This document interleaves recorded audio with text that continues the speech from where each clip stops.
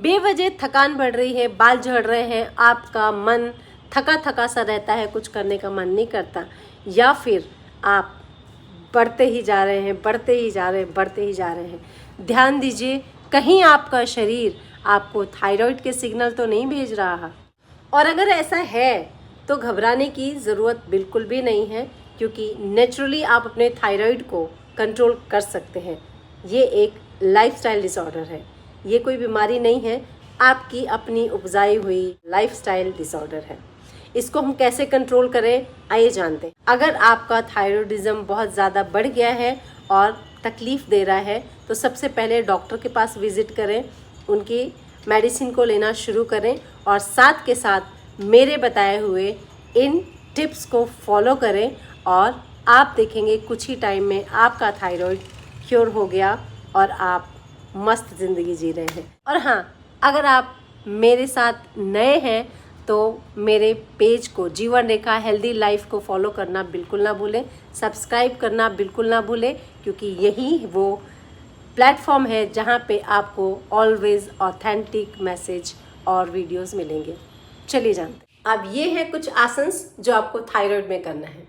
धनुष की राह हृदय रोया, धर्म की राह धुंधली होया, तब केशव ने नेत्र उठाए, काल भी ठहर गया क्षण भर कोया। उठो अर्जुन भय त्यागो, धर्म तुम्हारे संग है, कर्म करो फल छोड़ो, श्री कृष्ण तुम्हारे अंग है। उठो अर्जुन सत्य जागे, अधर्म का होगा अंत, धर्मो रक्षति रक्षित, यही सनातन मंत्र।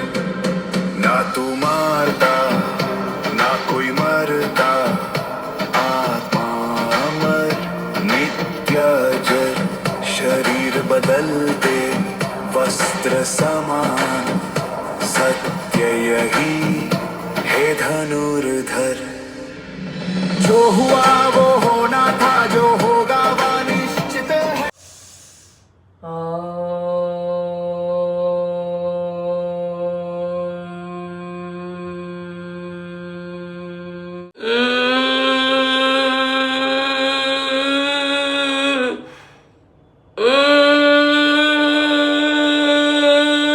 अब चलिए बात करते हैं खाना क्या है आपको।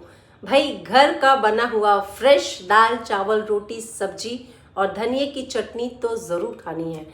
फिश, अगर आप नॉनवेज खाते हैं तो फिश को शामिल कीजिए अपनी लाइफ में, वो आपके थायराइड को पूरी तरह से रिड्यूस कर देगा।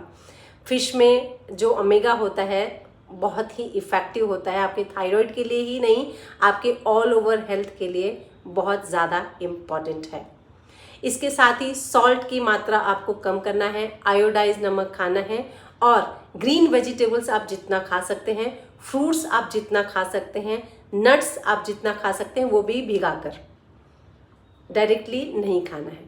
इन सब चीज़ों का आपको खास ध्यान रखना पड़ेगा। कैफीन की मात्रा को घटा दीजिए और अगर आप चाय लेते हैं तो अदरक वाली चाय पी लीजिए, लेकिन खाली पेट मत पीजिए।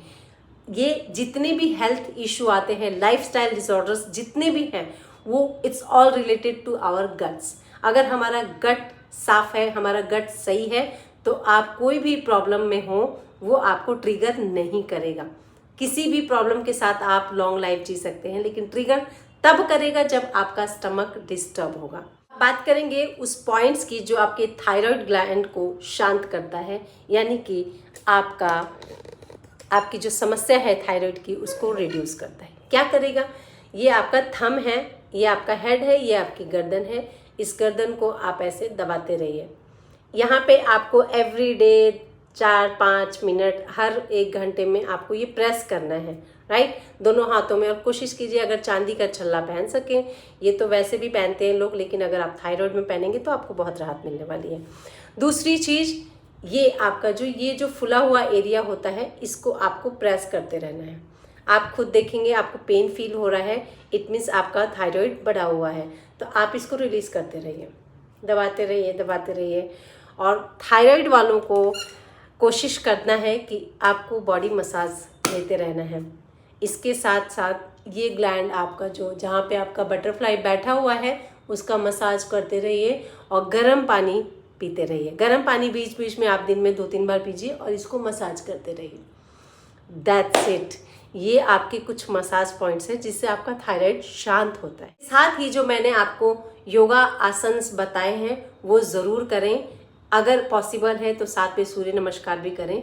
थायराइड आपका कंप्लीटली कंट्रोल एंड हो सके तो क्योर भी हो सकता है।